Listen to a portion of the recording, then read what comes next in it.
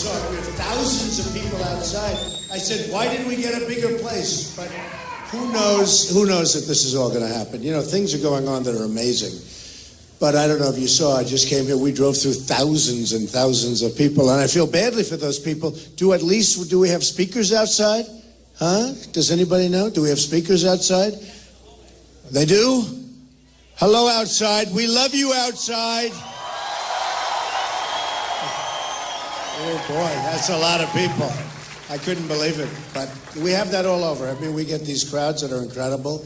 And there's tremendous love and there's tremendous everything going on. It's incredible because we're going to take our country back. We're going to make our country great again. That's what we're going to do. That's what we're going to do. And it's been amazing what's going on. So we have a big election. So Tuesday you have to get to the polls. You have to vote. It's so important. You know, they're talking, thank you. And I'll vote for you. Someday I vote for you. But we have to do it. Otherwise, we're just wasting a lot of time. Honestly, we just waste time.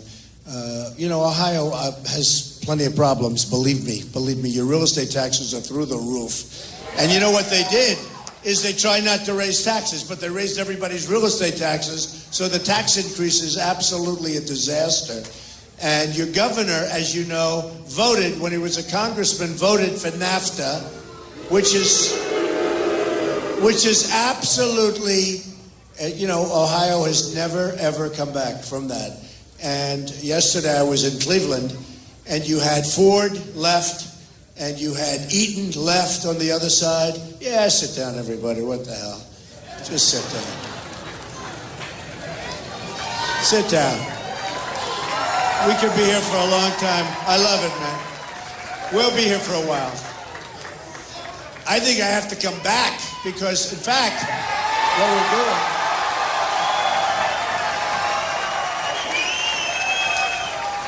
Thank you. Now, I have to come back, take care of some of those people, though. I feel badly. When you have that many people being turned away, that's, well, in one way, it's good, right? Because it means they love you. In another way, it's a little bad. Now, the other candidates do not have this problem. They have empty seats all over the place, okay? They don't have this problem.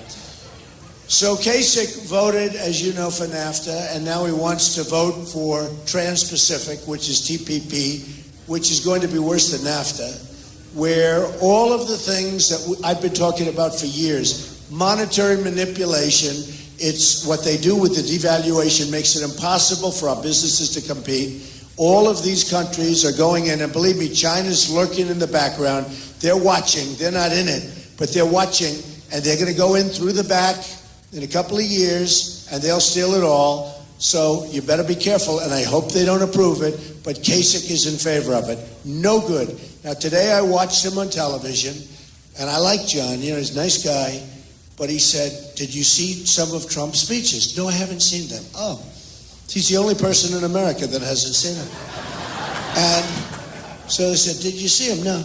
Well, I don't really watch television. When I watch television, I only watch Golf Channel. I don't watch the news. I don't watch power. I said, wait a minute. We all like Golf Channel too, but you're running for president. The only thing he watches on television is Golf Channel.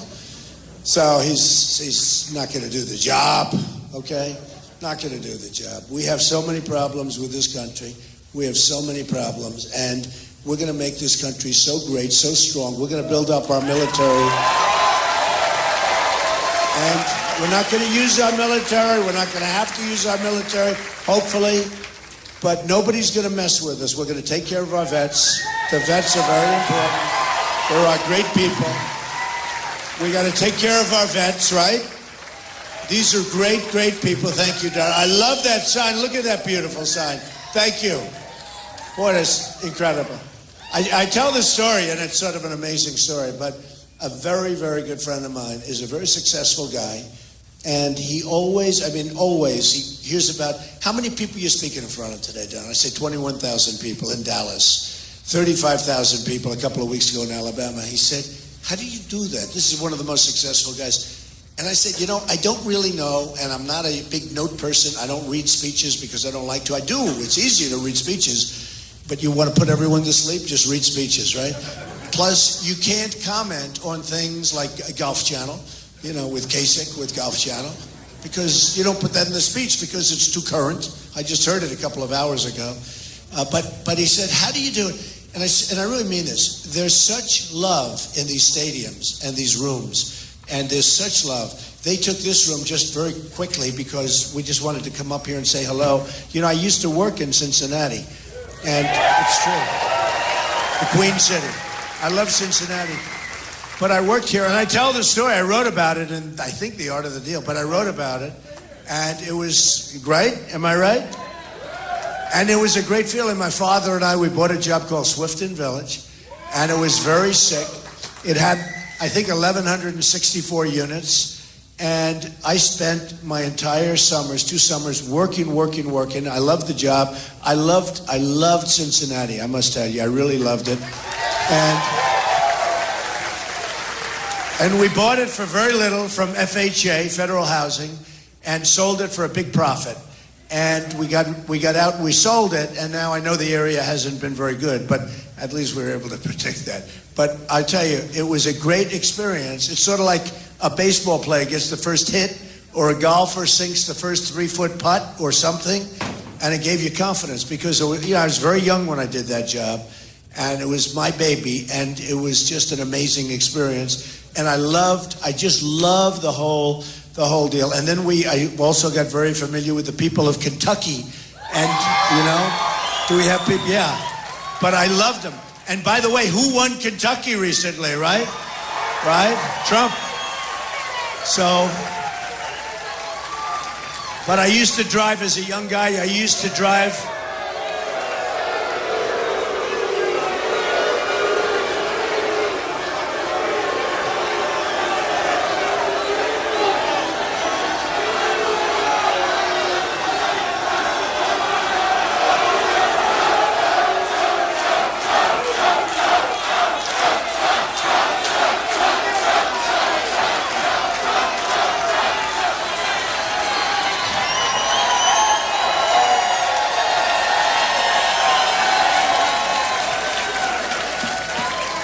Well, it adds excitement, doesn't it, folks? You really ask, what are they doing, right? What are they doing? It's the same thing everywhere. Sometimes not so much. We had one yesterday where we had 7 or 8 incidents where they'd stand up and they'd say, oh, something, and everybody shouts them down. And, it's fine. Honestly, in certain ways, it makes it more exciting, okay, to be honest. It does. Makes it more exciting. We might have a couple of more. Anybody else want to stand up right now? So anyway, it's a shame that we wasted 2 tickets, though. 2 tickets where we have all those great people outside. It's a shame. But I used to drive to Kentucky Friday nights. I'd spend time in Kentucky. True. And I just had a great time there. I mean, I loved Kentucky, and it was so amazing. When I went out and when I did this, I was not supposed to win Kentucky, right? And did I win in a landslide? We won in a landslide.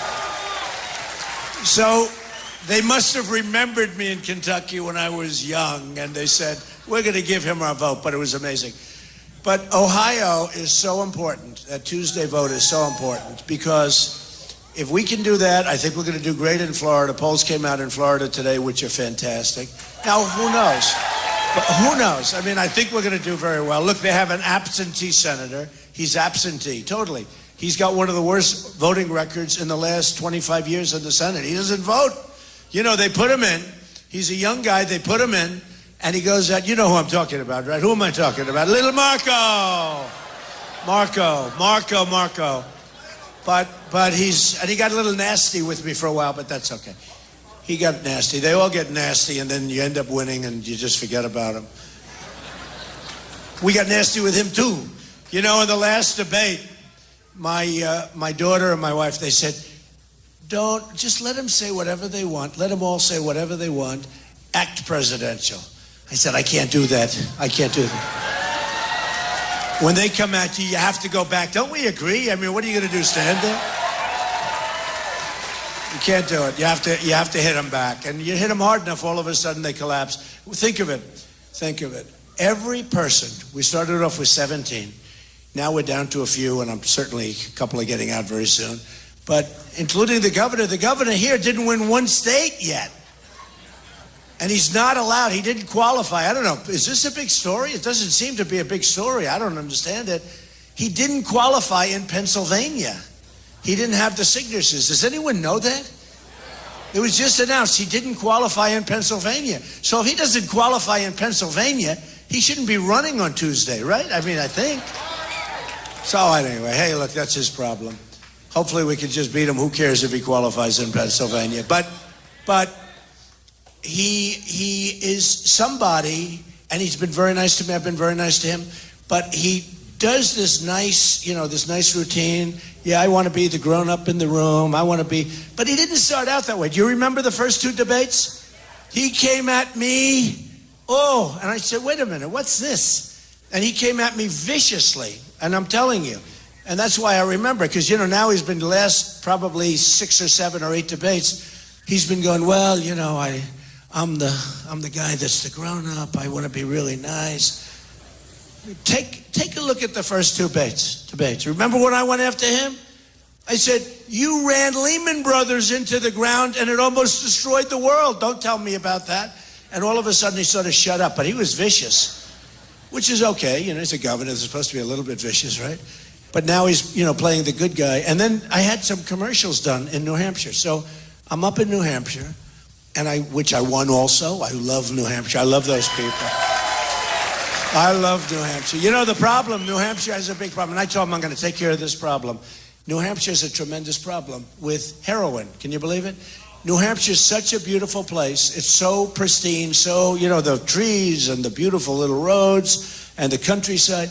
And you go into groups like this, large 1,500 people, 500 people. Every single time you ask a group, what's your big problem? In New Hampshire, they say heroin and drugs. And you don't see it. It doesn't go. Here too. Here too. Here too. All right, here too. Oh, we're going to build the wall, folks. Don't worry about it. We're going to build the wall.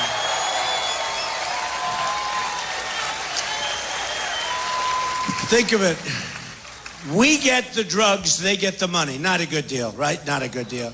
No, we're going to build a wall, and Mexico's going to pay for the wall. It's very simple. Look, here's the story. Here's the story. Mexico going to pay $58 billion in trade. That's our imbalance. $58 billion a year. That's our imbalance. People don't know that. And these senators come up, Marco and Lion Ted. You know Lion Ted? He walks in, holds up the Bible, and I'm beating him. I'm just killing him with evangelicals because they don't like liars. Oh, they don't like liars. He comes in with the Bible, holds it up high, puts it down, and then he lies. I mean, I call him Lion Ted.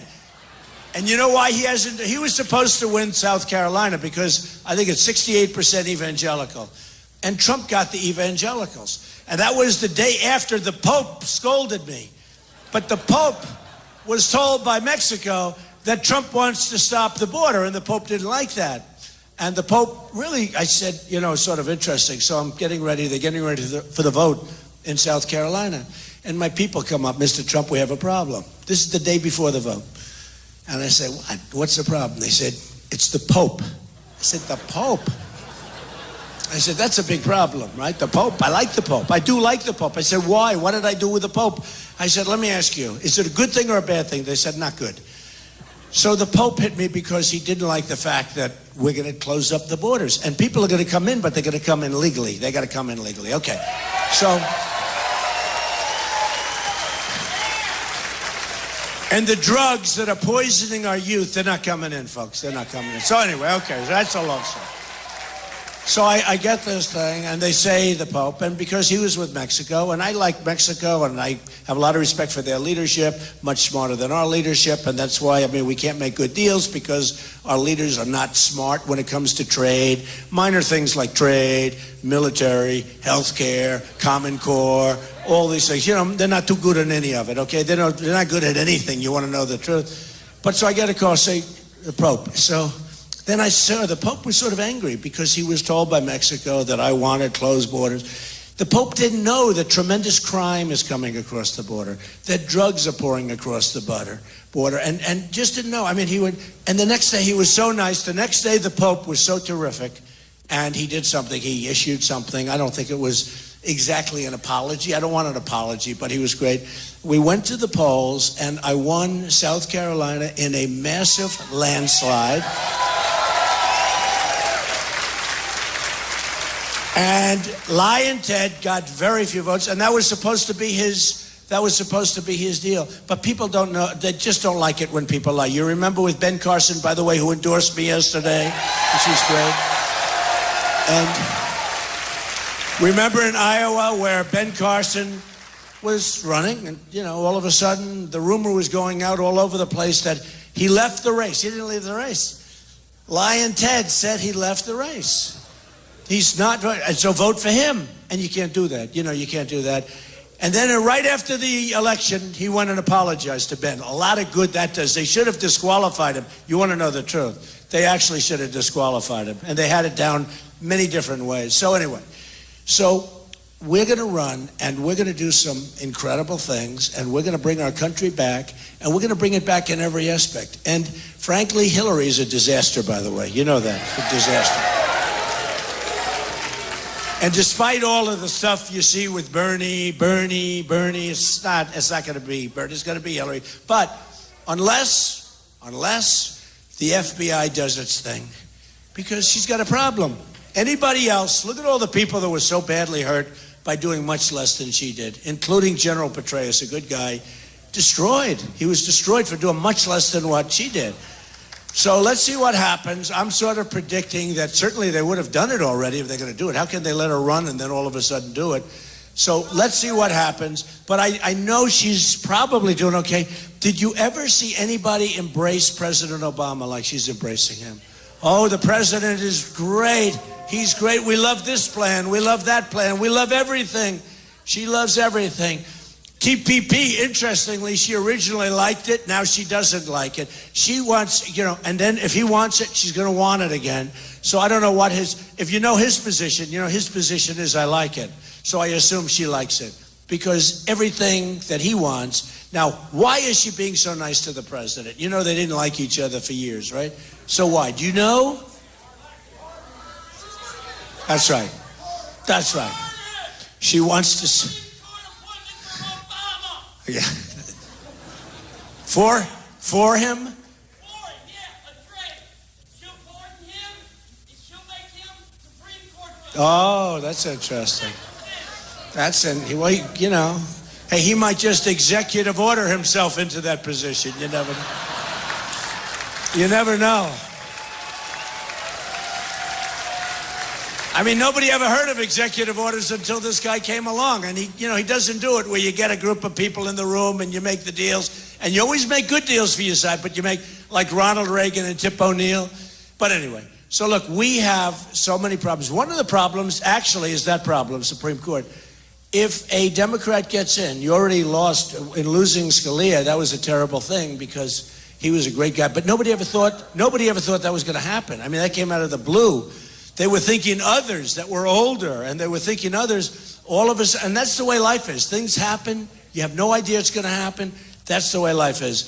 So we lost Scalia. So now, whoever the new president is could actually get up to 4 and maybe even 5 Supreme Court justices. So let's assume that Hillary gets in, and she's going to put, no, if you don't, and I'll tell you what, a guy like Ted Cruz can never beat her in the general election. Never in a million years will never beat her. But she gets in, she's going to appoint 4 or 5 judges. You will never, as a country, recover from that. That's one of the most important things. In fact, some people are angry. I used to be establishment. I was a big contributor and all that stuff. And then all of a sudden I said, run. And they said, Donald's running. He's not going to want our money. And if he doesn't want our money, he's not going to listen to us. I'm self-funding my campaign, folks. And they're not happy about it. They are not happy about it. Because when the pharmaceutical companies, which give millions and millions of dollars to these senators, when all these people and all these companies, they give it to the lobbyists and through the lobbyists and the special interests, the pharmaceutical companies, you look at oil and gas, everything is controlled in Washington. So when I said I'm running, When was the last time you saw somebody run where they said, I'm self-funding? Did you ever remember anybody? No. Did you ever remember? In Washington, they have lobbyists, and they have like Rubio up on their forehead. It's emblazoned. I take care of Rubio. I take care of Cruz. They have these people. They're lobbyists. They're very good. You got to pay them a lot of money, and they go in and they get you what you need. You know, usually they get you what you need. But these guys are totally controlled. Like the drug industry does very little bidding. They bid like, you know, they get like, if you go to the drugstore and buy drugs to make you better, right? I mean, you're paying the same price. The United States is the largest drug buyer in the world. Wouldn't you think we'd be able to buy pretty well? We don't buy. We don't bid. And then you look at it, you know, people like Woody Johnson of Johnson & Johnson was in charge of Jeb Bush's campaign. So what would happen if Jeb got in? Jeb didn't make it. I guess you probably heard that Jeb didn't make it. But he says, low energy. We don't need low energy, folks. We need very strong energy. When you see China, when you see the way I've done great deals with China, I've made a lot of money with China.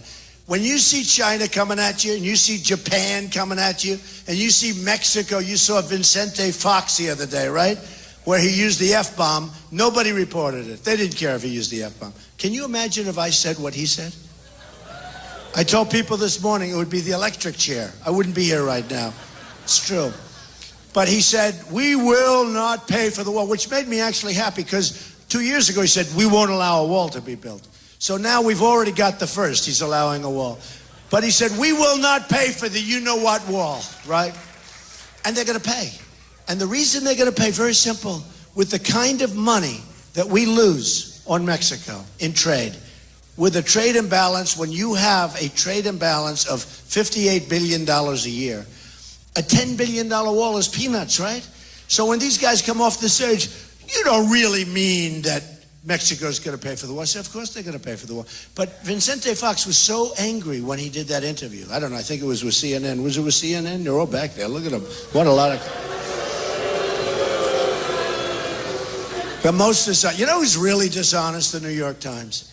They write stories. They never even call me. You know, you don't even have... They write stories. They're so inaccurate. They don't care. It's a badly run newspaper. It's failing. It's going to be, well, it'll either be out of business or a very rich person will buy it and just have it as a lavalier.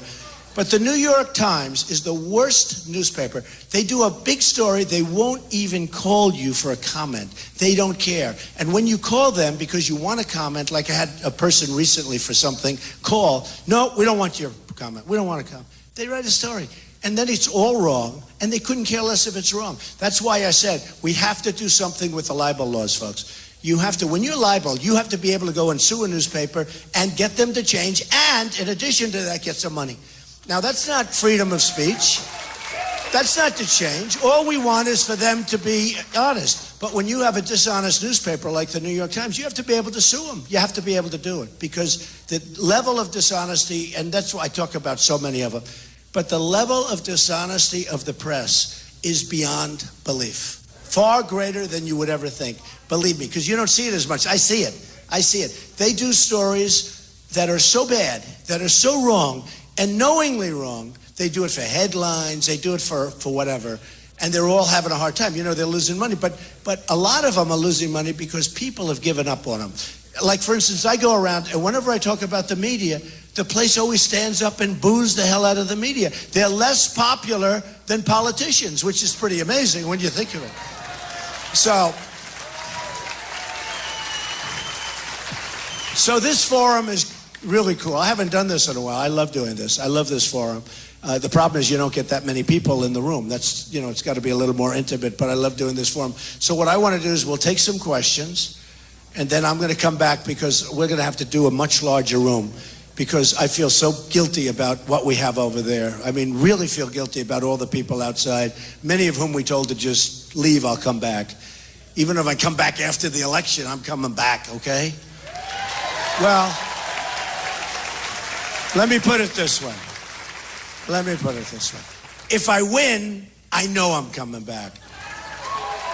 If I lose, yeah, maybe not. Okay, go ahead. Nice hat. Cincinnati. Oh, we love Cincinnati. What do you think? Hey, by the way, Pete Rose, let him in, right? Right, yeah. What are they doing? Mr. Trump. You know, before you start, wait, Charlie Hustle, right? So I watched him, and he was a great player.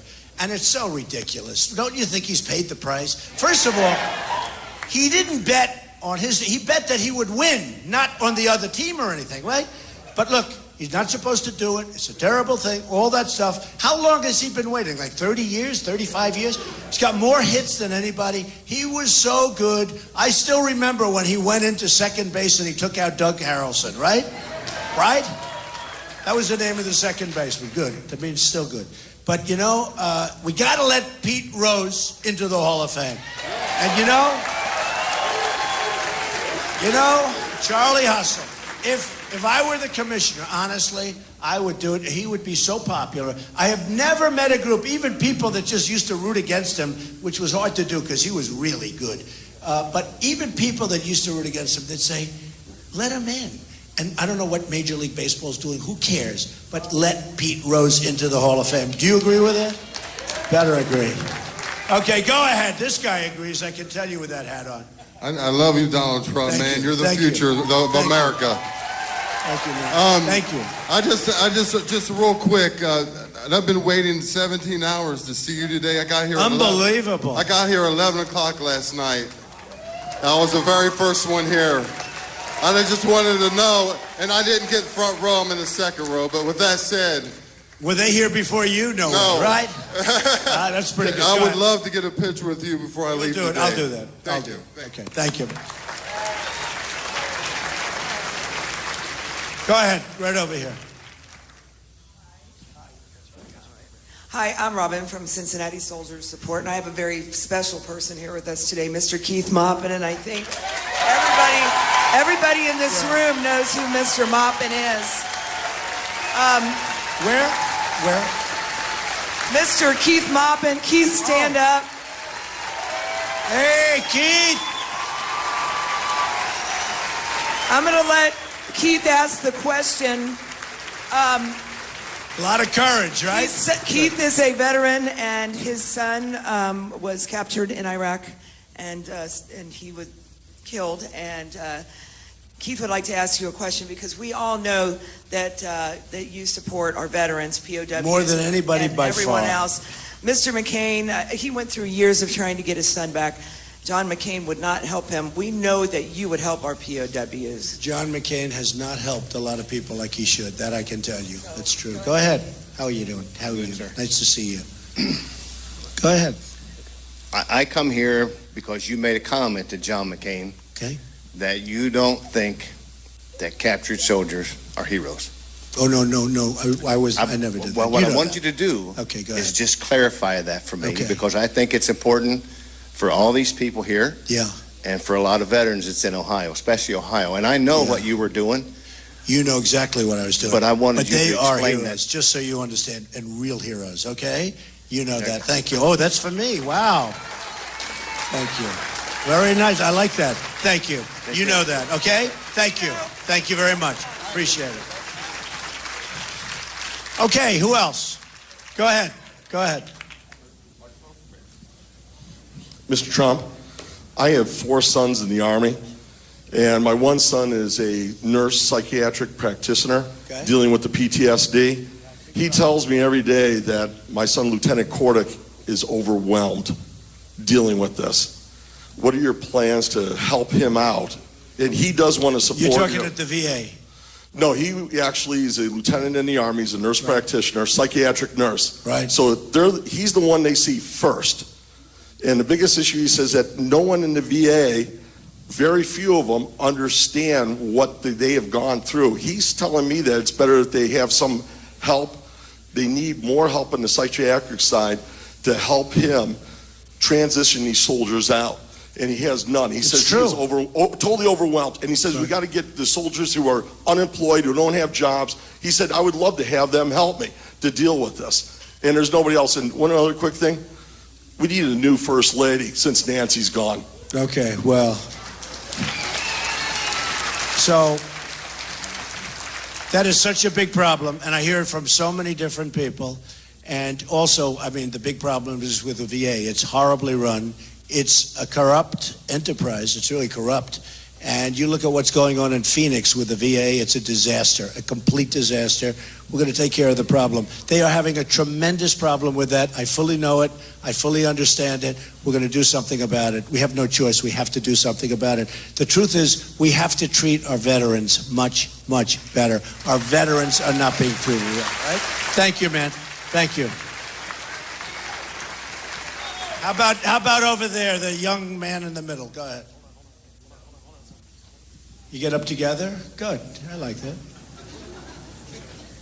Hi. You know each other? Yeah, we're Yeah. together. Hi, Okay. this is my friend Lily. We're both from Dayton, Ohio. We were actually at your rally yesterday. Oh, good. So- Was it good? Was Yeah, it it good? was amazing. Yeah, it was amazing. That was a great rally. But actually, we're both interns for Senator Portman here in Ohio, and we volunteered for your campaign. But we were just wondering, maybe you heard or maybe you didn't. John Husted, just earlier this week, refused to let 17-year-olds who are even going to be 18 by the general election not vote in this primary.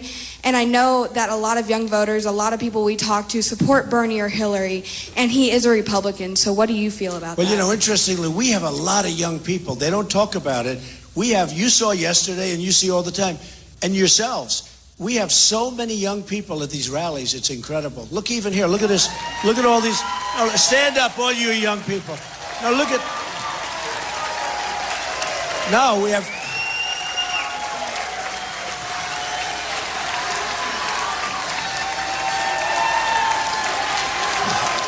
I would bet you, and you know, I would seriously think we have as many young people at least as Bernie. We have so many young people at our rallies. And it actually surprises me to a large extent. So you're talking about the 17. You're voting for Trump, right? You're okay with me. You are okay with me. You can vote for me anytime. So what's going to be the problem? Go ahead. No, I was just curious, is that even though he's a Republican, do you still support him with that? Or do you think that... Do I support? John Husted with his decision? Well, I have to look at the decision, darling. Honestly, I have to look at it. You tell me what to do. You're with me. You're working with us. You're a volunteer. What do you want me to do? If I could vote, I actually missed the deadline by 4 months, I would definitely vote for you. We love you. Thank you, honey. Thank you. Thank you. Okay, go ahead. A young one here. A young one. You are young. How old are you? I'm a 7th grader. Wow, that's beautiful. So many young people. So many young people. Go ahead. I'd like to know what you would do for my education in the next 4 years. Number one, your country is going to be safe. Because, you know, if you don't have a safe country, and with people that aren't very good at what they do, like the people running our country now, you might very well, and don't underestimate this, you might very well not have a safe country. And it's so important. You know, the number one thing we have to do is security, safety. And I'm not just talking at the border. I'm talking about our military. We have to build it up. We have to replenish it. You know, a friend of mine has a son who is he served 3 terms over in Iraq, 3 tours. And he comes home and I see him. And his biggest complaint is that the enemy has better equipment than us, and it's our equipment. So we give the equipment to people that we think are working with us. You know, the old story's been going on for years. And if bullets fired in the air, they drop the equipment and run. Brand new Humvees, brand new everything. And he's saying, we have older equipment, and they have beautiful new stuff. And it really bothers the hell out of him. So we're going to take care of that, folks. We're going to take care of it. We're not going to let this kind of nonsense happen anymore. We're going to work very hard on education. Just so you understand, Common Core is dead. Do you know what Common Core is? And most important thing we can do in terms of education for you and your age, we're getting education out of Washington, D.C., run by the bureaucrats, and we're going to bring the education to the local area. You around this area? We're going to bring the education where your mother and your father and everybody else's parents and uncles, and they love you. Do you think your parents love you?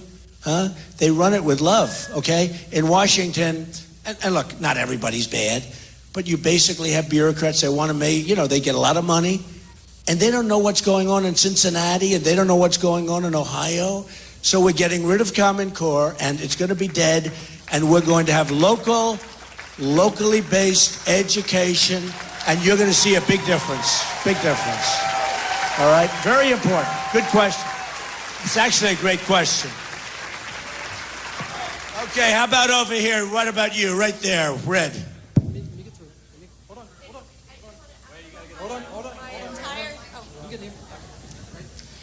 I'm from Ohio. My name is Misty, and my entire family is from Kentucky. They were all very happy to vote for you in the Kentucky primary. Thank you. It is so refreshing to have a presidential candidate that is not bought and paid for, That who is is self-funding. That is. And I 100% believe in you that you will make America great again. Thank you so much. That's better than a question. I love it. We'll take care, okay? Thank you. Thank your whole family. No, that was such a great thing that happened in Kentucky. Because in theory, people would say, well, how does Trump, a couple of people said, how did Trump win Kentucky? And we didn't even win it. We won it in a major, major landslide. And I love Kentucky. I'll never forget it. Okay, go ahead, darling. Right here. Right here. I love this every once in a while, Hi, I am Evelyn Stalevich. Mr. Trump, I don't have a question for you. I'm really glad to hear the other questions. But I just wanted to tell you that I am so happy that you are running for the next president of our country. Where are you from with that beautiful accent? I am from Managua, Nicaragua, Central America. Telling you. Yes. The Hispanics. Yes. We're going to do so well with the Hispanics. Yeah. People know. But I wanted to say also, I want to thank you for what you are doing in our country. You are giving our country the opportunity to dream, to hope that there is hope in America, that we have a Christian nation, and that we are a country of laws, and that we are a sovereign nation. And I want to give you thanks. God bless you. Thank you, darling. That was so nice. Wow. Thank you, darling. That was so nice. That was, come here. Get over here. That was so nice. Come here.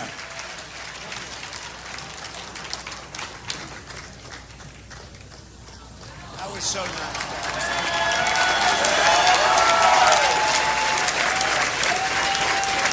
Thank you very much. And you are so handsome. I love your blue eyes. Thank you very much. That's so nice. Thank you. Okay, who has a good question? Who has a good one? Let's go. Let's go. We got to go here. Go ahead, the big, strong guy here. Right here. I'm coming. Everybody leave me in. Go ahead. Just got out of football practice. Hi, I'm Zach. I'm from Kentucky. I have one question. What day in office will you put Hillary in prison?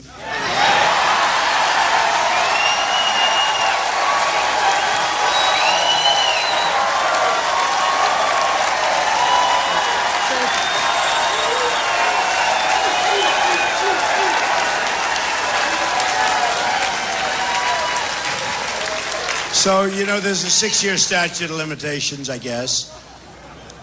And Hillary's fighting for a lot. If she makes it, nothing's going to happen. If she doesn't make it, certainly you have to look into it. You have to look into it very strongly because so many lawyers, whether you watch them on television, whether you read them in the newspapers, whether you see them wherever you see them, I mean, very rarely do you see a lawyer that says that she's innocent of this horrible situation. And you actually have to ask yourself, why'd she do it? What's the big deal? Why would she do it? Why would she do that? Other than it's always the same thing with them. It's sneaking around the corner. It's sneaky, dirty stuff. It's gone on like that for years. It's gone on like that for years. So I will tell you, number one, it's not me, but certainly people are going to look. And you know what? If there's anything wrong, and you have to do it, you have to do that. You have to do that because so many people have asked me that same question, and you have no idea. And she's being protected. Look, let's face it. Look, it's not complicated. What she did, certainly to me, is certainly she broke the law. To me, what do I know? To me, she broke the law. And it looks so bad from the standpoint of the rest of the country, and even from the standpoint of all those people that did something much less. So many people did something much less. How do you think they feel? How do you think Petraeus feels? How do you think all these other people feel? And here she is. She's got a clear path to running for president. But you know what? The first thing I have to do with Hillary is beat her. The next thing we'll do is we'll look into that. Okay? And we'll beat her. We'll beat her.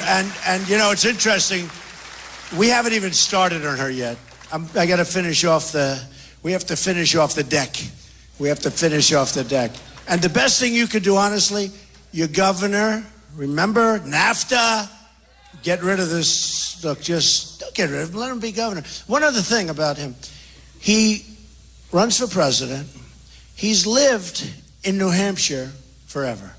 He stayed there. He had the record. More than Chris, more than anybody by far. He lived in New Hampshire. He moved out of the state. And he said he was going to win New Hampshire. He did poorly there. He then moved to, south, didn't he? I mean, I think he went to South Carolina. And then he moved to Michigan. Now, he said, I thought, and I must be mistaken, but he said that he's going to win Michigan. And he's going to win it easily. I won it in a landslide. But he said he's going to win Michigan. He's going to win it easily. So he went to South Carolina, stayed there, lost. Lost in New Hampshire. He went to Michigan, and I thought he said, because it's a neighboring state, I thought he said he would win Michigan, and if he didn't win, he'd give up and let him be your governor. But he moved to Michigan, spent all his time in Michigan, and you know, you people have a lot of problems. Your coal industry is dead. Your steel industry is dying. It's dying badly. He's voting for the wrong things, and the TPP in particular. And, you know, he should be home, be governor. But he moved to that. So now he goes to Michigan, and 2 weeks ago, I won Michigan by a lot, by like a landslide, essentially. Yeah, a landslide. And when I won Michigan, I said, oh, good, that's good. Kasich is going to drop out of Ohio, and that's good. But he didn't drop out. So, you know, I think you got to show him, folks. You can't do that. You can't be an absentee governor. You got to run for governor. You got to be governor. And you know what? If you don't want to do that, you take out. And same thing with Marco Rubio. He runs for the Senate. He never shows up to vote. The guy never shows up to vote. And the people of Florida, you don't think they get it? Take a look at his poll numbers. They really get it. Because what he did to the people of Florida is defraud them. He said, I'm going to run. I'm going to represent you. I'm going to represent you. And about 15 minutes after he got in, he starts running for president. And it's wrong. And by the way, other people running for president, they get to vote a lot more than he does. He never votes. I think he's going to set an all-time record. So let's see what happens. But we got to win in Ohio. If we can win Ohio, we're going to run the table, folks. We're going to run the table. Got to win in Ohio.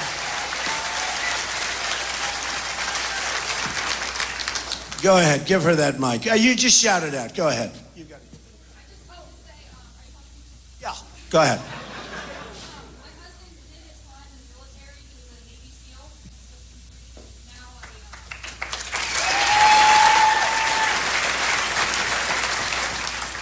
That's great, by the way. That's good. Good.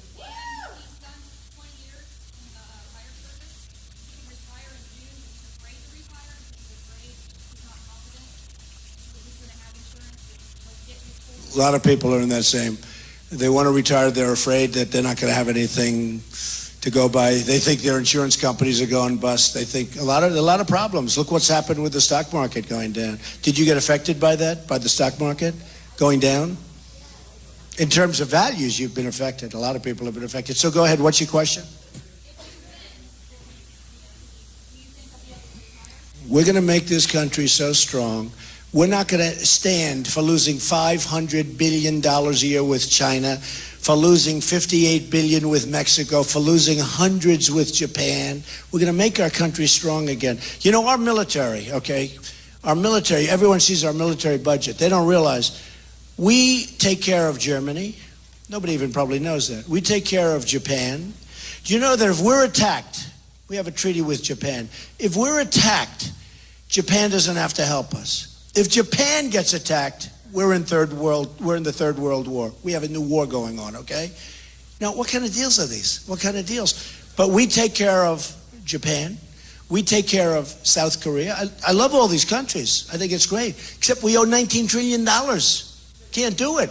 We got to be, reasonable. We can't do it. So we're taking care of South Korea. When the maniac next door acts up, We start up those battleships, we start up those aircraft carriers, let's say, and we start up, our planes are flying. We spend millions and millions of dollars. They don't pay us. They pay us very little. In South Korea, and I love South Korea. I have buildings in South Korea. They're great people. We have a border in South Korea. We have 28,000 soldiers. What they pay us is peanuts. What Japan pays us is peanuts. So we protect the world. Saudi Arabia is the greatest of them all. So we protect Saudi Arabia. Until the oil went down, and now they're making half, which is still a lot. But until the oil went down, Saudi Arabia was making $1 billion a day, right? We protect them. We protect them. And we protect them for peanuts. So all of that stuff is going to change, folks. We're going to end up with a strong country again, a powerful country, and we're going to end up with a respected country again. Because we're not respected. We're not respected.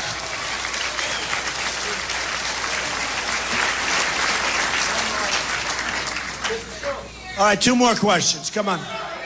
2 more questions. What's your question? Excuse me. My name's Roger. I'm here in Cincinnati. I'm also the CEO of the Motorcycle Rifle Association. And we've endorsed your We campaign. are going to save the Second Amendment, That's right. Roger. I got something for you. That's what I was asking about. Throw it. Throw it. There you go. Yeah, give it to me. There you go. Get me that card, would you please? Thank you. Get me the card. Thank you very much. Get me that That's card. what we're concerned about. So you endorsed me? Yes, sir, I we heard did. about we that. Endorsed. You heard about it. Yes, I we heard about it. we're Good. actually Thank you. participating. I'm glad That's I your- told him to stand That's up. your membership card. A lifetime membership. I like it. I Good like deal. it. Good. Thank you. And we're So covering good. a lot What's of the your question? motorcycle rallies right now for you. And that was all it's a I funny wanted to know. thing. I don't get it, but I do get it. Do you know the motorcycle guys love Trump? Do you know that? Every place I go, right? And I'm not too much on the motorcycles, right? But every place I go, there's hundreds of guys with motorcycles, and they say, "We love you, Mr. Trump, we love you." You know what they love? They want to see a strong country. They want to see a strong military. They want to see a strong everything. They want infrastructure. They want our highways fixed. I mean, if I'm driving a motorcycle, I don't want to go over potholes, believe me, okay? Not good. But the motorcycle people love Donald Trump. Go ahead, darling. Go ahead. I just want to say, my sister is in South Carolina. She's the top activist for South Carolina. Right. Her name is Michelle Wiles, and she works with Jerry McDonough. Oh, good. Jerry's great. I know Jerry. Could I come up and hug you?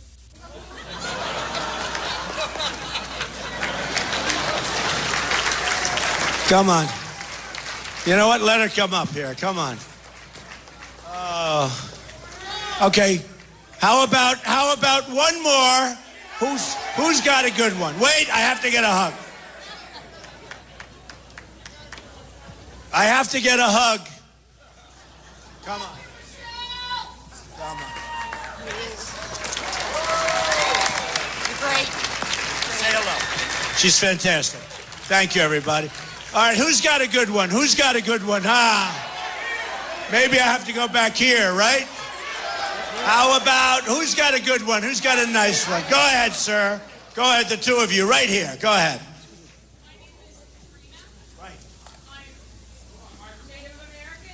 Here you go. My name is Katrina, and I'm Native American.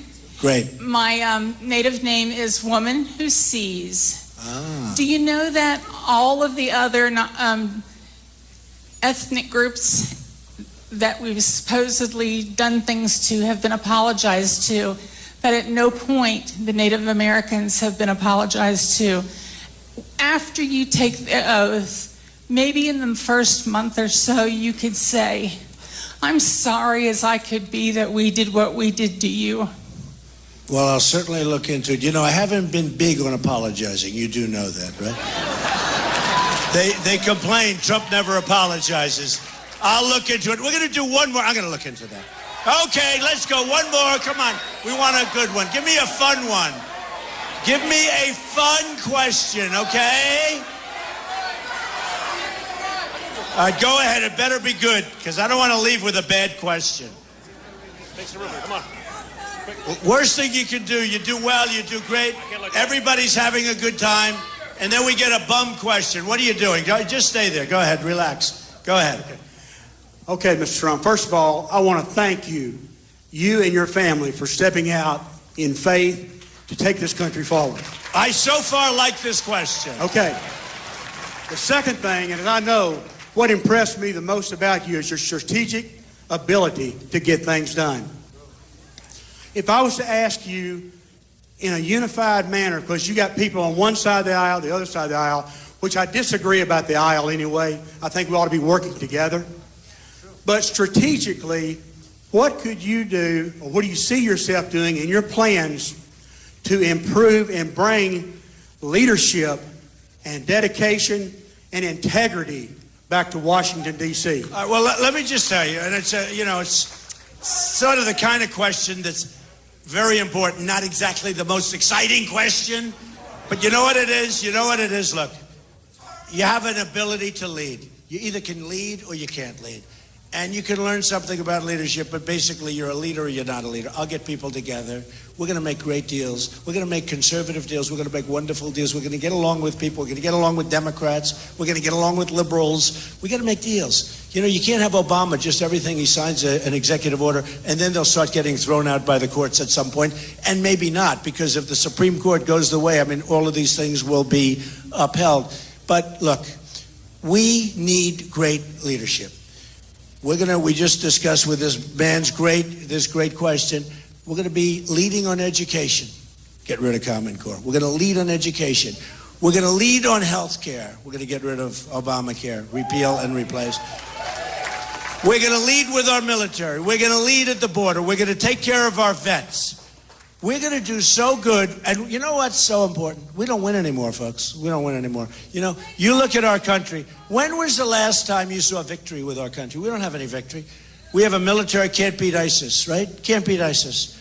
You look at our great generals of the past, they're spinning in the grave. They can't beat ISIS. And we don't fight them. We don't fight to win anymore. We fight to be politically correct. If you're going to have an enemy, you got to win. You got to win. Look at the way I'm doing. I mean, you got to win. You got to take them out. You got to take them out. So look, folks, we're going to start winning again.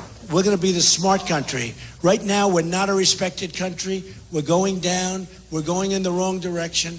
We're going to start winning on health care, on borders, on military. We're going to win so much. You're going to be so happy. You're going to remember this day, and you're going to, more importantly, remember Tuesday when you go to vote. And in 2 years, and 3 years, and 10 years, you're going to say there was a single greatest vote I ever cast. I love you. I love Ohio. I love Ohio, and I love Kentucky. And I hope you go out, and I hope you vote and bring us home a big, beautiful victory on Tuesday. Thank you. We will make America great again. Thank you very much, everybody. Thank you.